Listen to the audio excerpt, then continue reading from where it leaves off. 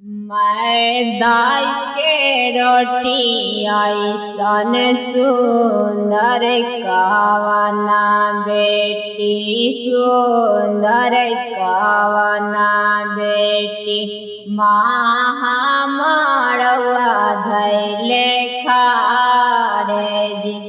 मैदा के रोटी ऐसन सुंदर कवना बेटी महामड़वा धैले खारे जी। घर से बाहर भेलन पापा अपना पापा गोरे बदन कुम्हलाई जी। घर से बाहर भेलन पापा अपना पापा गोरे बदन कुम्हलाई जी। पहिले से कहता बेटी कोठावा उठावती करती चादरिया के छाज। पहिले से कहता बेटी कोठावा उठावती करती चादरिया के छाज। काहे लागी अजी पापा कोठावा उठाइबा करवा चादरिया के छाज।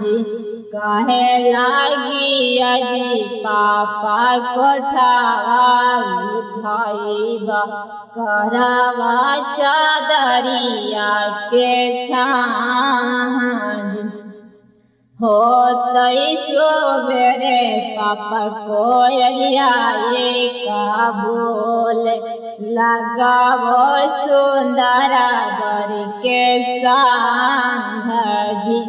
होतई सोवेरे पापा कोयलिया का बोल लगावो सुंदर बर के सांग जी।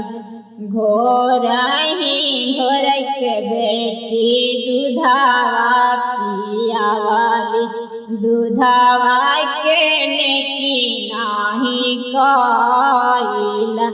घोरही घोर के बेटी दूधावा पियावाली दूधावा के नेकी नाही रखल। दूधावा के नेकी रखिहन भैया हो अपना भैया हमें जब सुंदर बर के साथ जी। बेटी के बोलिया मीठा बोलिया हो अपना पापा बेटी हई चिड़ैया के बसेरा जी। बेटी के बोलिया मीठी बोलिया हो अपना पापा बेटी हई चिड़ैया के बसेरा जी।